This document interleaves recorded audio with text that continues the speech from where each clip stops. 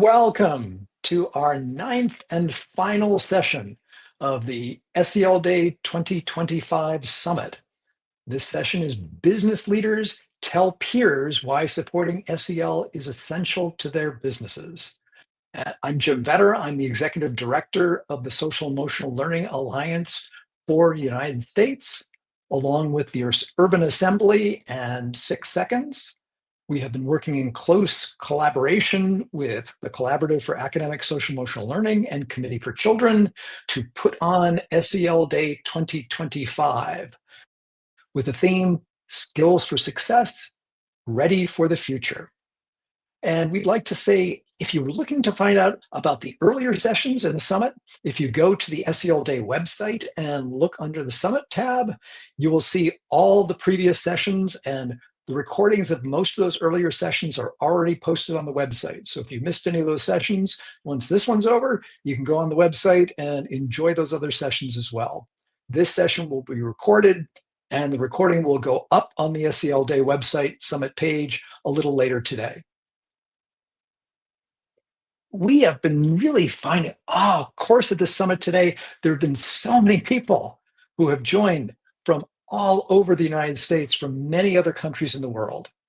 So as we're starting here, we would love to know, the folks who are watching us right now, where are you from? Where are you connecting from? So if you go just over into the comments in where you're watching the stream and just type in a comment and let us know where you're from. That would be really fabulous as we're gathering together for this final session. We'd also like to give a big thank you to the sponsors who have helped make SEL Day possible, including particularly our supporter sponsors. And these sponsors have sponsored SEL Day, some for many years. We'd like to give a big thank you to Lions Quest, to Pure Edge, and to Antioch University for being a supporter sponsor of SEL Day and making things like this summit possible. If you go to the summit page, you'll see those 3 logos at the top there. If you click on any of those logos, it will take you to a page, an expo page, which will give you more information about that sponsor and where you can request more information from them. We'd also like to give a big thank you to our promoter sponsors, including returning sponsors Ruler at the Yale Center for Emotional Intelligence and Responsive Classroom Fly 5, and 2 new sponsors this year, Wayfinder and Attachment Matters. So thank you so much to all the sponsors. As well, thank you to everybody on the SEL Day 2025 committee. This committee has been working for months to put SEL Day together, and along with lots of other people from our organizations. So right now in the background, we've got folks from 6 Seconds who are making all the tech work. There have been folks across SEL for US who've been doing the planning, many folks from the Urban Assembly who've been working on this, as well as Castle and Committee for Children. So thank you to all the folks who put this event together, and a big thank you to all of you. It is so great. It is amazing. There have been we've got about 3,500 people who have signed up for SEL Day. We've had something like 900 people have signed up just over the course of yesterday and today. It's been absolutely amazing. All these folks affirming that SEL is really important in the world right now. Tomorrow, you're going to be getting an email.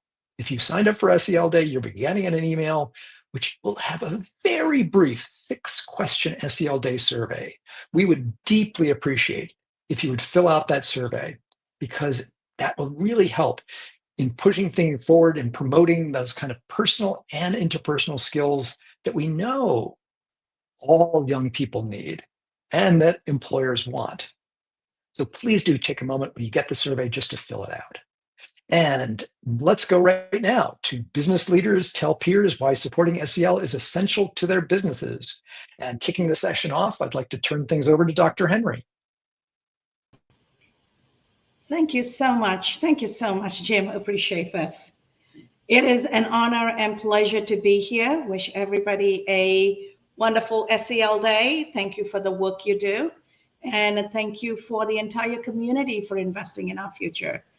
And today's conversation is going to be about why it's time for us to continually invest and accelerate the investment in developing future leaders through human intelligence so that they can function and build a better world in the world of artificial intelligence as the world is evolving into a tech-heavy entrepreneurial environment.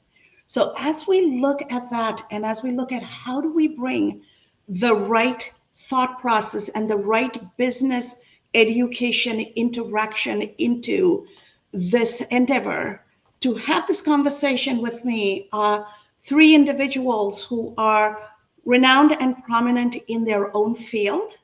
They come from various industries, and it is truly an honor as part of Equip Our Kids campaign to present our team members here. First, let me bring Barbara Annis, who is a pioneer in the gender intelligence world, who's an author and who continues to work with businesses to develop the skills and capabilities so that gender intelligence is included in the way we go to market so that business can thrive. We also have Larry Neymar, who is coming from the entertainment industry.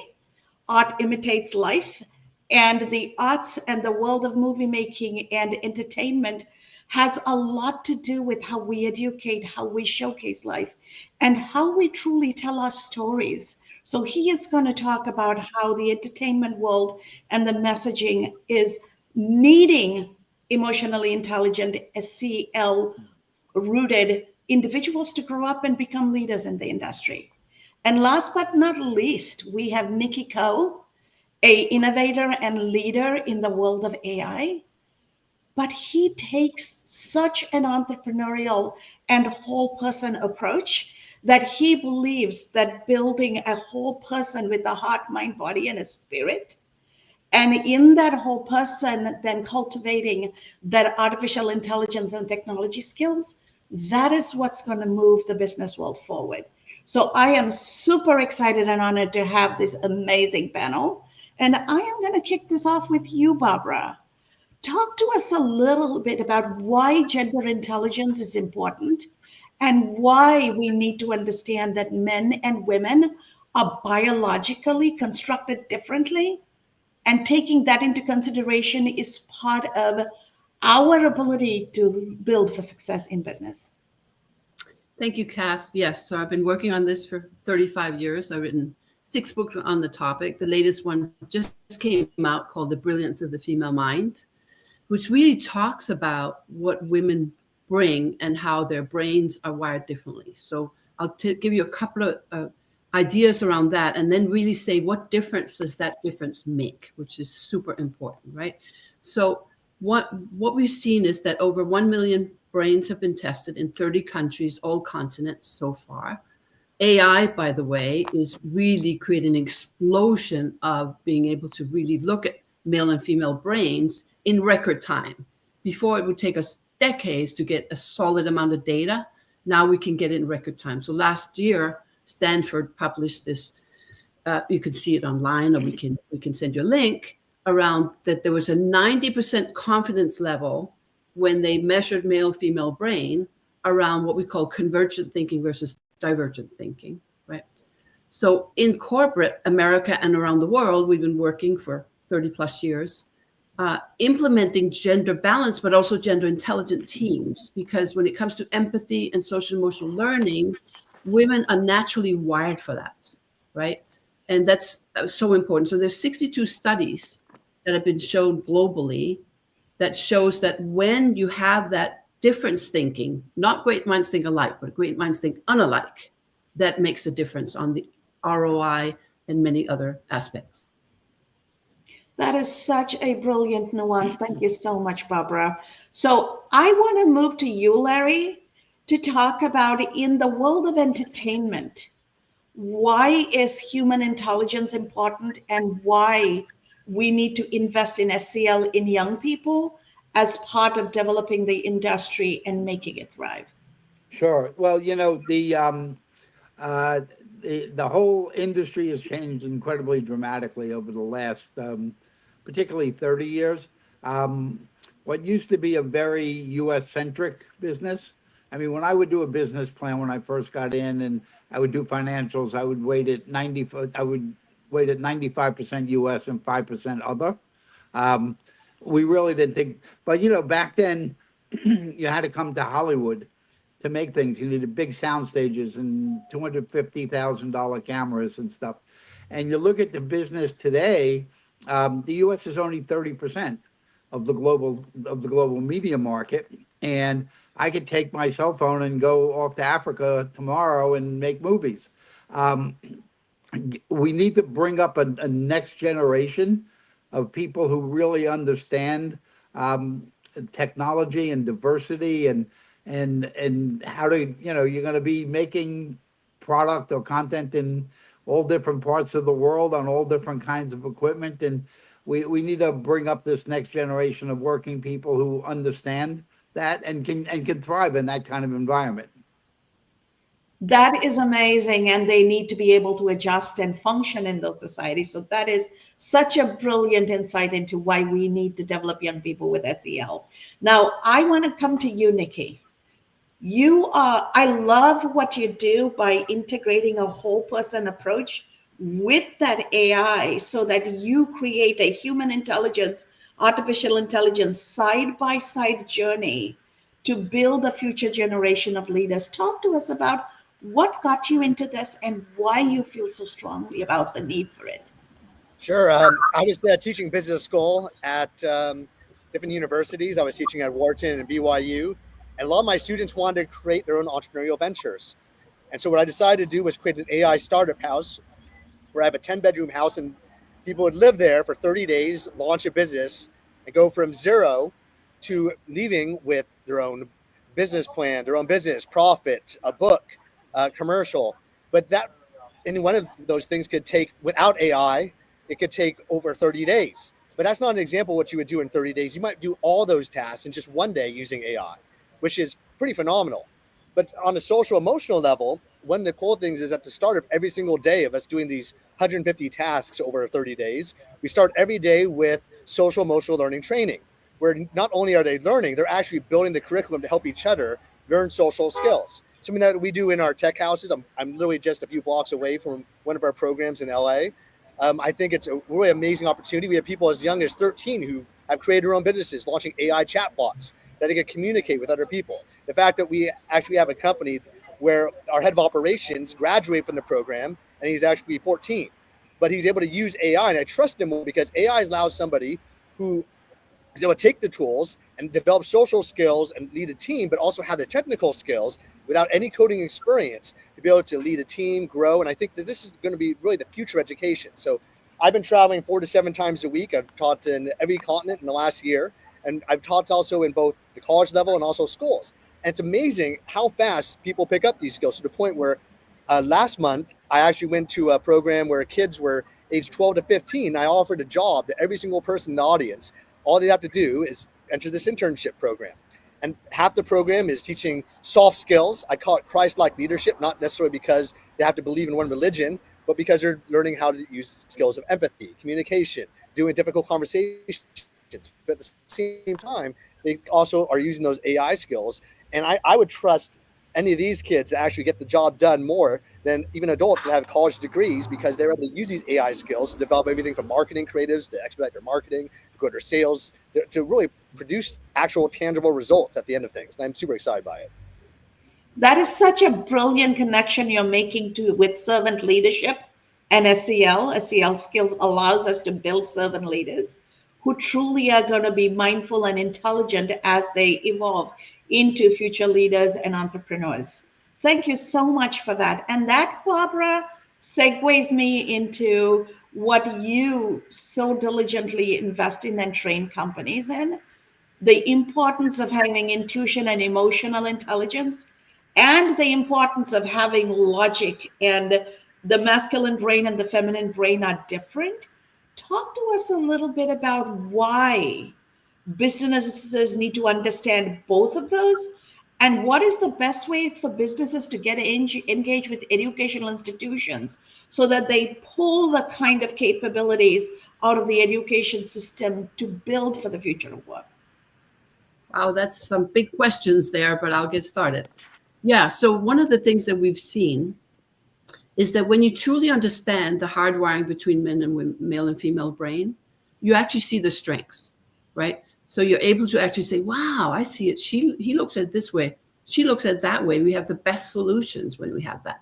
MIT, which you can access online, does a study that looks at innovation and gender balanced teams. So they took teams with the highest IQ and teams with the highest gender balance. And what they found was that it wasn't actually the highest IQ, because often you can have the highest IQ and have no social emotional learning, you know what I mean? You could be like a systemizing brain type of thing versus empathizing brain, right? And then what they found was when they had greater gender balance, it actually created greater innovation. And they've been tracking that for, I think, about 12 years so far. So what am I saying here? I'm saying that the combination of those two brains is what makes a difference. And you can go online, watch my TED Talk or other things just to learn more about it. But that neuroscience, and the beautiful thing about this is that once you have the aha moment and you see these brain scans, you go, wow, yes, that makes total sense, right? So once you have the eyes to see it, it doesn't go away, right? You're going to see it everywhere. So I think that's important. What I really believe the next step is around corporate social responsibility with large corporations, and we work with most of them, is to really, how do we educate our young? And how can we get, into the elementary school, kindergarten, and so on, and really influencing that? And Pearson Education, which is the #1 global educational company in the world, has embraced that. No child left behind is what they call it. And it really is about creating the empathy, the social emotional learning into young minds. I would like to just build on that, Barbara, and stay with you. A lot of times people think empathy is about the other, but self-empathy is equally important. Having grace for ourselves are important, holding space for ourselves. So social emotional learning is teaching young people to be present for themselves, connect with themselves, and then reach out and be present and with others and connect with others. So talk to us a little bit about, building on your thought, why is it important for business, for people to have their own ability to connect with their emotions, connect with their own in social emotional intelligence? One of the things that we talk about is what we call self-initiation, right? So how you can actually take action on your own mental health and your own mental well-being from a very young age, right?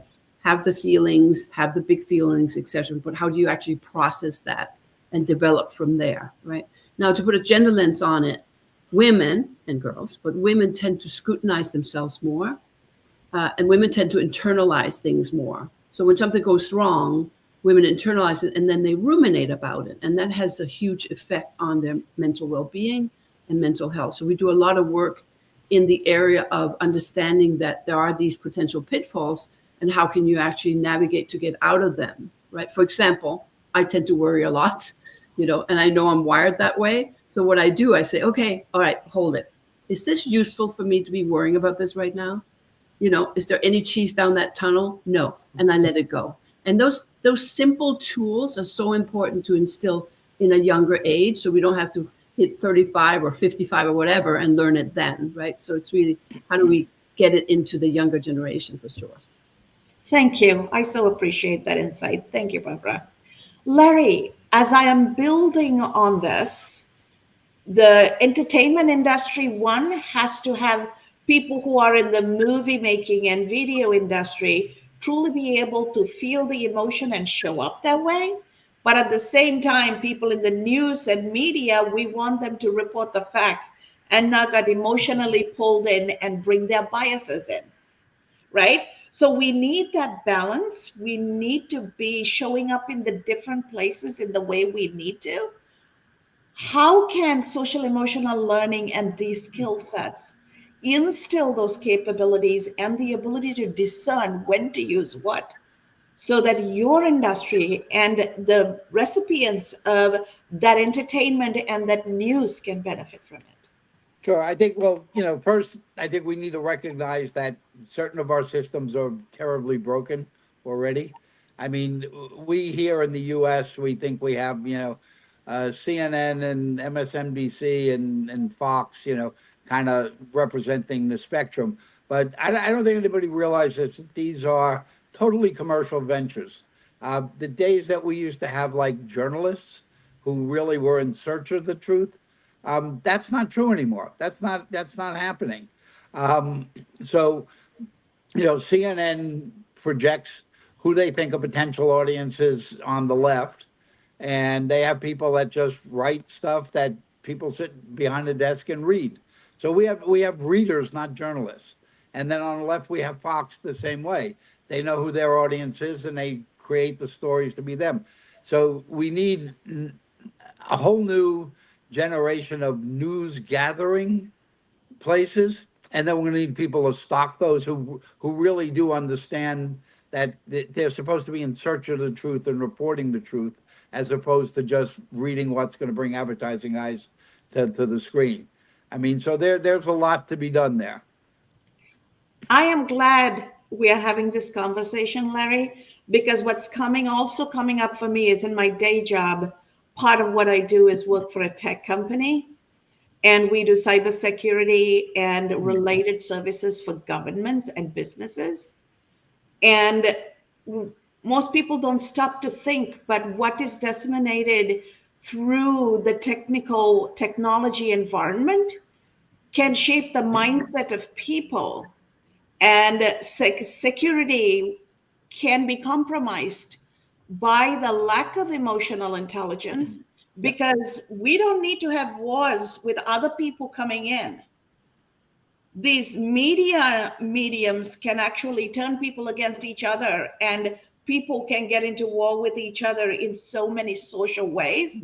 And instilling this social emotional capability to discern and manage our emotions are so important. So talk to us a little bit about where you see that opportunity, where business, education, entertainment can all come together to shape a safer future for us. Sure. I think, well, again, complicated question, but you look at, particularly what's going on with AI and the ability to create deepfakes.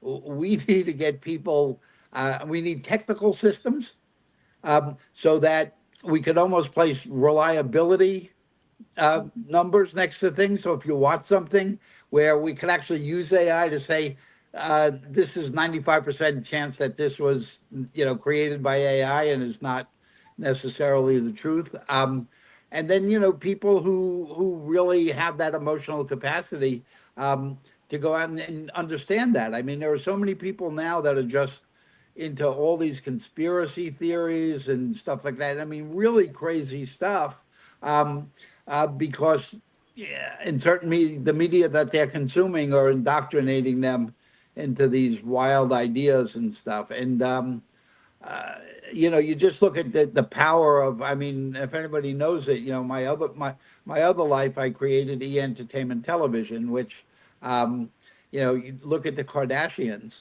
Everybody talks about influencers and stuff. There's no bigger influences in the world on popular culture than E. I mean, and it's global because we're in 142 countries, and arguably we shape people's vision of what popular culture is and what it's supposed to be. And getting people who can come and work for us and my other ventures that really understand that they have a responsibility is getting harder and harder, because most of the folks that we hire these days don't feel any sense of responsibility and stuff, and just kind of go off, and you got to kind of rein them back in. Thank you, Larry. I want to come back to this before we close. So hold that thought, because there's a lot to build on. Sure. As I move to you, Nikki, AI, there's this notion that you can have AI do anything, but AI is taught and it's introduced to a variety of things, and what it's introduced to is what it's going to draw from, right? So what is the role of SEL in making sure when we develop these generative AI capabilities, we're doing it ethically, we're doing it in a way that it's socially responsible and socially serving? That's a great question. I got access to GPT before it was released publicly because there was an organization called Red Circle whose job was to ethically train model on human psychology. I built, a $100 million revenue business globally teaching personal growth and education here. And it was something that I did in 270 cities and 70 countries. And I have a degree in psychology and also marriage and family, but I'm also someone who also is really into tech. I'm actually in a PhD program in technology. And I'm so amazed by how, technology is viewed, because if you look at, especially AI, just like email, is a tool that can really supercharge you. But we train the AI model, the knowledge base that it has. So when we're training people that are developing a certain corporate culture, whether it's the tone of voice, how we want to talk to people, whether it's going to be an empathetic tone, how are we going to do that? We put that into our AI assistants. That's especially important in customer service or marketing, where you want everyone in your company to have a certain kind of tone of voice. If you want it to be friendly and conversational and professional, you could do that. But the other thing is, I also built an AI assistant that actually trains our sales reps on how to be more empathetic, how to be kinder, how to also still get to their needs faster, how to deal with conflict resolution and practice doing it. And I found it to be super important. So I used to give that as the first tool, as a gift to all the clients I had. And I still find today that people today, as you train your AI model, keeping these things in mind is super important. I personally use it in my personal life as well. Even if every time I have a difficult conversation, every single time I want to send someone a text message in my personal life, I use AI models to have a conversation with, whether it's ChatGPT or Call Annie, who you can literally visually see. And I don't use that as a way to replace my agency. I think a lot of people will say, wow, this is so brilliant, I'm just going to send it. But what you need to do is use your artistic gaze. There's one thing AI will never take away, which is the human artistic gaze. And one of the things we'll notice is that a lot of the AI models, all of them except for Mistral, which is more moderate, there's no conservative AI models, all of them are with a very liberal bias because they're all built in the same area in Silicon Valley. But at the same time, we could train our AI models to basically respond however we want to, whether it's a certain kind of tone. And I also love it in training internally people. I also think it's brilliant how OpenAI is literally hiring armies of PhDs to do research just on how people communicate in different cultures. So we even have that communication even better. Most people don't realize you can even FaceTime ChatGPT now and talk to it. It's truly amazing. So I'm super excited and super passionate about all the use cases, about what's possible and how it's going to help us communicate on both a hard technical level and also on the social level. I am so glad to hear you say that. And it is truly the tip of the iceberg, right? There is so much more to come with AI. Where do you see the opportunity to get young people excited about SEL capabilities for self and others, right? And understand that skills are what's going to make them the masters of technology. And without those skills, the technology is going to become the master of human. Well, one of the most exciting things that I've found is that it's actually going to be revealed publicly, and what's already been revealed publicly, but available publicly to everybody, is that ChatGPT has a model that's available where if you put it on your computer screen, it can actually communicate to you about everything that you're learning, tutor you, and relate to you. If it realizes that you're seeming a certain emotion, there's something called sentiment analysis that also will analyze your sentiment and actually maybe will give you some guidance. And more importantly, it has memory about all the things you might talk to it about, what's going on in your personal life. I have developed AI assistants that know my friends. They can recognize my face. They can recognize the voices of my friends. And when I have it in conversation, whether it's on a certain meeting, like an electronic meeting like this, or even my day-to-day life, it can actually empathize with different things going on in people's lives. I think on an educational level, I think that it will also empathize not just on terms of teaching us technical skills, but also teaching us how to think about what we're doing. And if we solve a problem right or wrong, I think that's going to really help as well. In fact, right now in the PhD program, we're actually required to use AI in all of our assignments, but talk about how we're using it. And I think it's going to be available through all K through 12 as well. Fantastic. Cannot wait to see that. Thank you so much, Nikki. I'm circling back to you, Barbara. If you were to share 3 nuggets of wisdom for teachers and educators on how to best prepare young people for the world of work, what would those be? Well, certainly, I just want to go back to the AI a little bit. Simon Baron-Cohen did a study on 500,000 brains in the engineering Silicon Valley world, and they found that he does call it the extreme male brain, but he said that men tend to use systemizing in and women tend to use empathizing. So it doesn't mean that men and boys can't learn empathizing, but again, it's the natural combination. So it's super important, back to Nikki's point, to ensure that both men and women, and as you continue your endeavors, Nikki, to ensure that there's balance of both young men and women, or boys and girls, involved in this new AI world, and startups and businesses and so on. So I just wanted to kind of engage a bit in that. So why is it important? Well, first of all, we know in corporate that young generations aren't really advancing or being able to retain them in certain businesses, simply because that social emotional learning wasn't developed earlier on, right? So there's enough of an awareness, and of course, culture, ethnicity kicks in as well, right? There's a lot of young men, for example, in the Asian world. I had an engineer. I'll be really quick on this. He said he's 36 years old. He's in Seattle. He said, I grew up in India. I'm an engineer. I was never exposed to girls. I was never exposed to empathy. I was exposed to just analytics, produce. And here I am working at Ericsson, and my boss is a woman and her boss is a woman. And I've never had that practice, right? So we need to have that social emotional learning and that learning agility. And he's brilliant and he totally got it. And he's like a rock star now with empathy, but he didn't have the insight. So I think what's the number one thing that's super important is to make sure that we instill that learning, earlier on, because we're not equipping our young people to be successful leaders, to be inclusive leaders, to be collaborative leaders, unless we, start earlier on. So that I would say that's the number one thing.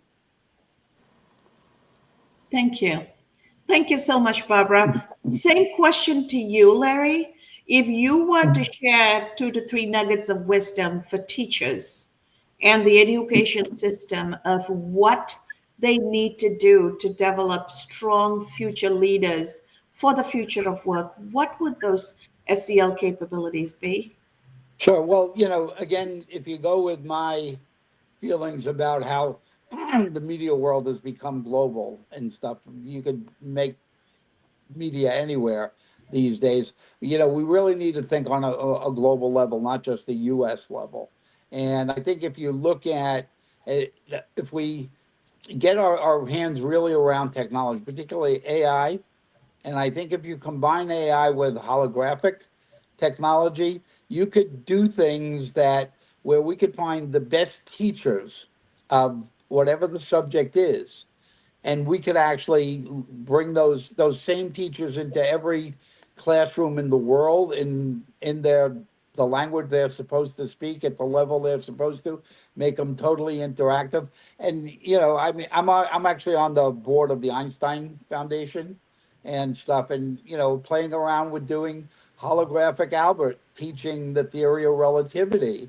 You go to any college lecture hall and there's 500 kids sitting there fast asleep, and there's a boring teacher that's they're just spouting off God knows what.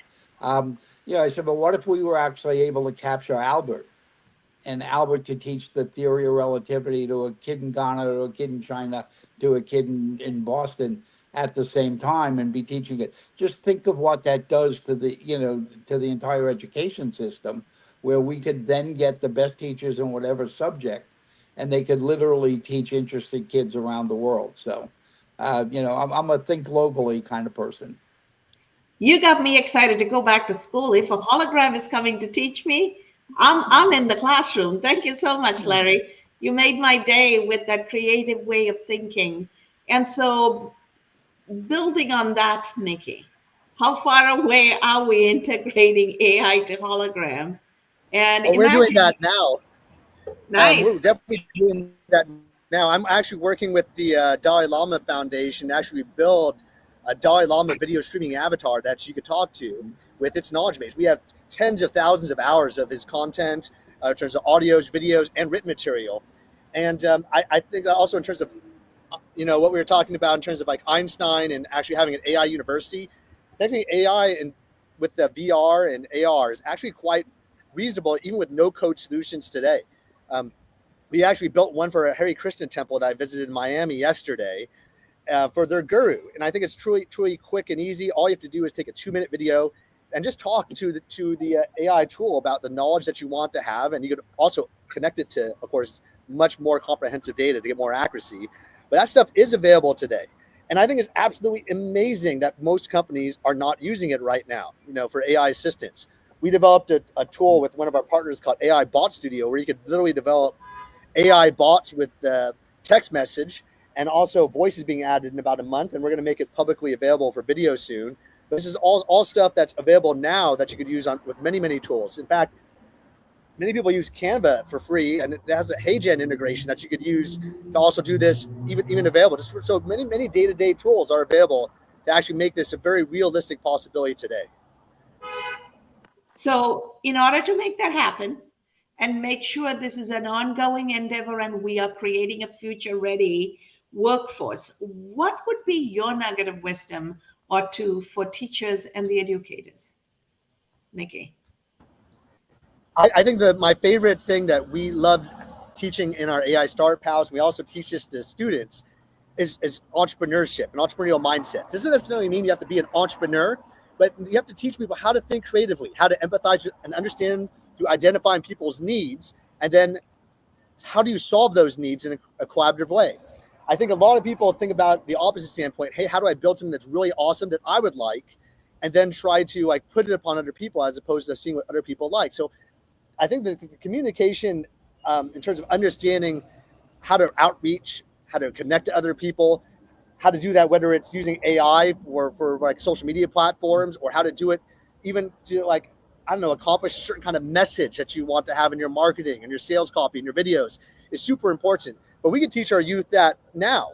I think this is so obvious that my university requires me to actually use AI models and not just give a paper, to actually say, hey, what's the prompt that help you improve upon a paper that you would submit for this topic? What's the AI model you use? What's the output? Then what is the difference between what you were going to put if you didn't use AI versus how AI has refined your process of thinking and now submit your paper? That whole process, I believe, is going to be a way of thinking for the future, for whether you're thinking about, I don't know, a technical paper, or whether you think about learning in general. And so I'm super excited about seeing how that can be developed. And it's available right now. Thank you. Thank you so much. I can actually see your enthusiasm. It's just jumping off the screen. I am loving how you're showing up. Thank you so much, Nikki. Larry, so when you hear artificial intelligence and you're talking about some of the challenges the entertainment and media world is facing, what do you think is going to be the recipe or a combination for changing the trajectory? And how can the industry get involved with the education system to make it happen? Sure. Well, first, if you just look at artificial intelligence and you look at my industries and, the media world, their first reaction is always be, we're not going to let this happen. We're going to stop it. I mean, look at the music industry spent 10 years fighting digital music. And now they complain that Spotify and iTunes have dominated their industry. And then, you look at the recent strikes between SAG and the Writers Guild, and so worried that AI is going to take over their jobs and stuff. Well, there is already a body of law that prohibits a lot of the things they're worried about. I can't make a movie with Tom Cruise and then use his image and put it in other movies. I'll be sued for that. But using, high technology and AI technology is something we've been using in the media world for a long time. But just to show you a good example of how it gets put to use beneficially, I work with a group of writers. They're writers in Hollywood over 50 that won an age discrimination lawsuit. They won Emmy awards and Academy Award, awards, but yet they can't get work because the people that are doing the hiring are all 30 years old, and they think that 50-year-olds are too old to think. But I trained 10 people, over 50 on using AI and simple learn how to prompt and stuff. And when those strikes were finally over, all the studios and production companies realized, oh my God, AI is going to be part of our world, whether we like it or not. We need people that know how to use it. Interestingly enough, the 10 people that we trained in AI that were over 50 that couldn't get work were the first ones to get work.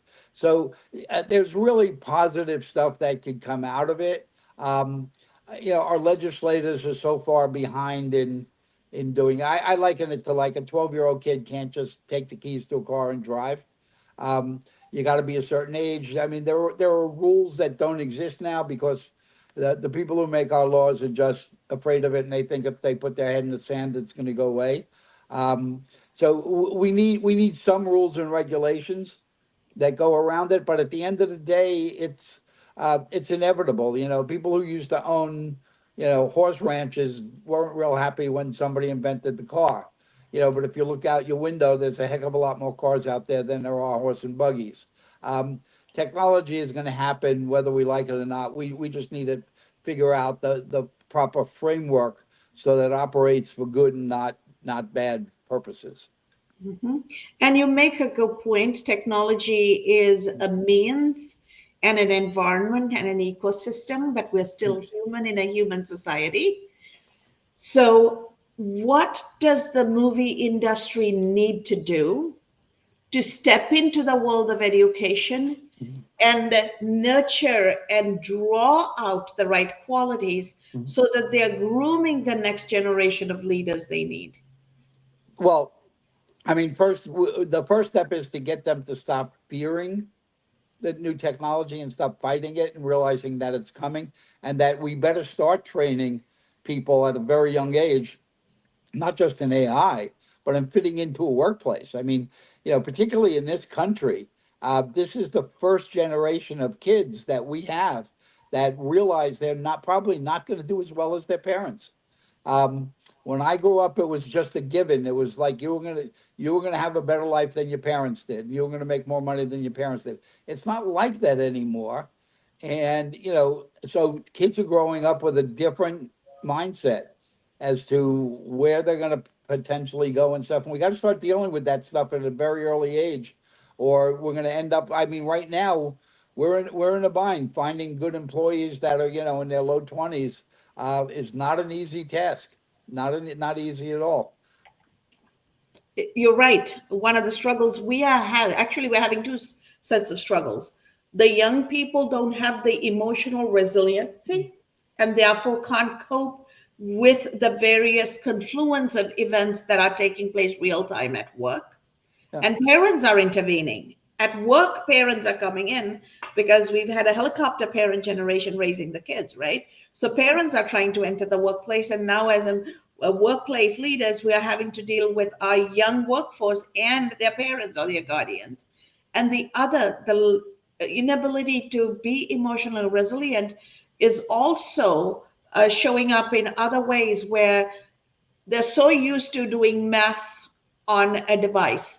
Everything is the phone. Ask Siri. I remember going to a client's office and asking the young HR manager a question, and she says, "Let me get you the answer." And then she's asking Siri. Siri is not going to know that. And then Siri says, "I don't know that." And then she says, "There is no answer to that." No, there is an answer, but it is not going to come from Siri, right? So, how do we navigate this reality? And so I'll build off of Larry's comment based on those nuances. Nikki, how do we, as business leaders, engage in the school system and the SEL alliances and equip our kids and all of these entities that are actually investing in building a better generation, how does business get involved? Because so far business hasn't been involved. But we need to see business gets involved because business is the benefactor of this in the end. I am somebody who is a huge optimist, I would say, in terms of what is going to happen with the future generation and how technology is going to help enliven and make sure that we're all successful. I think businesses are going to really get a huge wake-up call about what's possible. I've seen that, especially in the last 6 months. I think that traditionally a lot of people have been thinking that if you want to get AI involved, you're just going to cut a lot of expenses as your productivity increases. I thought that, but now I'm bringing on people faster than ever, because when AI is at the core, you could really upgrade, enhance people's skills. And I think that the other thing is, in terms of youth and education and getting business involved, I think internships are like the best way to really push things forward. We have a program with the state of Nevada where the governor's economic development fund actually will pay all the payroll for all the students in Nevada who want an internship with us, just get training with us. And I think it's a great opportunity. I think that as more businesses even know that these funds even are possible to help people, that, you know, it's surprising. So many people who get degrees in computer science can't get jobs because they don't know that there's all these opportunities out there. And I think that as these opportunities are being more aware, grants for businesses, for example, it's not just in Nevada. I've seen it in California. I've seen it in Texas, where if you take people who are interested in developing their technical skills, it's possible. I think it's also really funny to hear about the Asking Siri comment that you made, because one of the first things I tell our students to do, you know, university students are working with us, and maybe they're part of our AI app lab, they're learning how to build custom apps or custom robotics for one of our enterprise clients. Well, I'll tell them, hey, before they come to me for a question to get my strategic advice from like decades in the field, what did ChatGPT say first? And it's not because I want them to actually get an answer from ChatGPT, but what ChatGPT can do is it could do the one thing that I think is more valuable when you're raising money from an angel group. For example, I was on the board of Tech Coast Angels, the largest investment group on the West Coast. One of the things that I thought was more valuable than money was the questions that you give an entrepreneur to change their strategic mind and open up an epiphany to a new way of thought.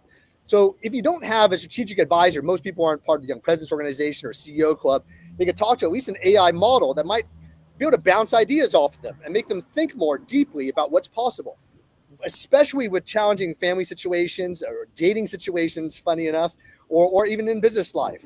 And as business start to realize that, they'll start to realize, you know what, I don't think it really matters, you know, the age of the person and whether they're young, whether they're old.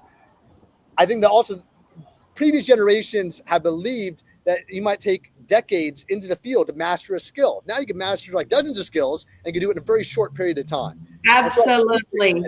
Absolutely. And so the learning time window gets shortened and the amount of perspective we can take has magnified. So I absolutely love both your thoughts. And Barbara, it has been an amazing conversation. Barbara, Larry, and Nikki, thank you so much for sharing your insights, bringing your expertise, and adding thoughts and insights to our SEL Day. And please don't leave the input and the partnership here. I would love, as the president and the CEO, executive director of Equipockets, I would love to see you, all three of you, continue to engage with the SEL community and bring the business community in, because the educational community and the service community are truly creating the raw material for businesses to thrive. And we need businesses to come and engage with us and make this a more fulfilling journey. So thank you so very much for this amazing, brilliantly insightful conversation. And with that, I turn it over to you, Jim. Thank you so much to the entire panel and to you, Dr. Henry, for some very, very interesting information. Wonderful thoughts. Really Thank helps. you. Thanks so much. Okay, so we will now bring Dave Adams to the stage as well. Hey, Jim. And hey, Dave, it's been a How are you? day. It's been an incredible day of learning. This is focused on Social and Emotional Learning Day 2025. And we're talking about skills for the future so that young people can be ready for that future. And I understood that we heard panels from not only across the country, but across the world. Everything from focusing on character to business to the international perspective on SEL to what's in a word, social and emotional learning. Jim, did you have a panel that you were particularly appreciative of or that you really liked? Hard to pick. It's kind of like, choosing Your among one's favorite? children. Yeah, But I think that the global panel with the youth speakers, some of that was particularly powerful. amazing. Amazing. Yeah. I mean, I really like the conversation about what it means to use the word social and emotional learning and the concept of that idea. But you're right. All the panels were incredible. And it feels like the support for social and emotional learning could not be higher. How do you feel about that, Jim? I think so too. That we have over 3,000 people who've signed up for SEL Day, and the signups keep coming in. We just got another sign up about a minute ago. Just amazing. Well, this year SEL Day is actually kicking off SEL Week. So the fun doesn't have to stop today, folks. You can continue to extend your social emotional learning from Tuesday to Wednesday, Thursday, and Friday, and keep sending us pictures of your SEL moments with regards to how you've elevated social and emotional skills in your life and the lives of others. Jim, what else can you tell us about what we accomplished here today? Yeah. I think we've had people here as participants, people viewing from all over the world. That I noticed Taiwan, Italy. Where else? Did you notice any place else, Dave? I did. I mean, I saw Japan in there. Obviously, I saw some great places like Canada. I did see some places in Europe. We said Italy already, right? But those are ones that really kind of jumped out to me. And this is really an international celebration. Sometimes I think we've got SEL for yes, we got 50 contingent states. But I mean, I want to say we're in 63 countries in terms of signups. Did I get that right, Jim? Absolutely. That's amazing. So for our folks on the line today, I just want to say thank you. I want to say thank you to SEL for US. I want to say thank you to 6 Seconds, our international co-sponsor. And certainly, Jim, we should say thank you to our steering committee who helped us make this day possible. Am I right? Absolutely. And let's go ahead and do that. So if, John, if you pull up the slides for us, let's go ahead and thank that SEL Day committee, all of those folks who were involved, who've been working for months. Oh, We man. started in May, I think, working on SEL Day. So really fabulous. And I'd like to give a particular thank you at the end of the summit day to Bill Trusheim, who did an incredible job of organizing this summit event. 100%, 100%. And can we throw our sponsors in there? Because Jim, I know we can't get anything done if folks don't sponsor SEL Day. Absolutely. And as we're thanking the sponsors, I'd like to just invite folks. I see folks are typing in the chat, giving their congratulations for the day. Just the way Dave and I just did, I'd appreciate if you put in the comments, what was just a moment that stood out? We're talking about our SEL moments. What was a moment that stood out for you from the summit today? At any of the summit sessions, because I see folks who are on for many of the summit sessions who are here in the comments. So just think about it. And then when you have a moment, just type it in as we thank our sponsors, particularly our supporter sponsors, Lions Quest, Pure Edge, Antioch University, and Antioch has a whole PhD program that focuses around SEL that's in collaboration with 6 Seconds, our international partner. So all kinds of amazing things there. Okay. Oh, absolutely, Bill. Well earned, well earned. So if you want to know more about these supporter sponsors, if you go to the summit page on the website, so selday.org/summit, that you'll see logos for our 3 supporter sponsors. If you click on those, you'll go to pages that will give you more information on each of those sponsors. So feel free to do that. And if you go to the sponsors page, you'll get more information also about our other sponsors if you click on their logos. You know, Jim, Yeah. speaking of our selday.org website, I want to take a second to shout out some great folks on the badges page. You got Such a Little While, we got Dana B, we got Cassandra Harris, Guilford County Schools. These are folks who earned badges for SEL Day. They promoted SEL Day, they wrote about it, they elevated it. So I just want to give a shout out to those folks for bringing in the work with regards to our SEL Day badges. And Dave, if folks have been doing work in their own communities to celebrate SEL Day or in their regions in which they work, and they don't see themselves on that leaderboard, what should they do?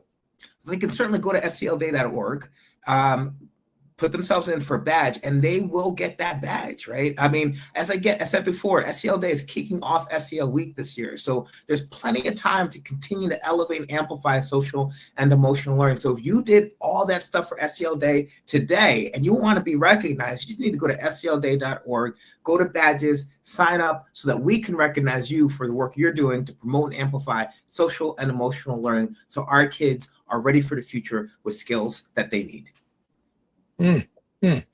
Absolutely.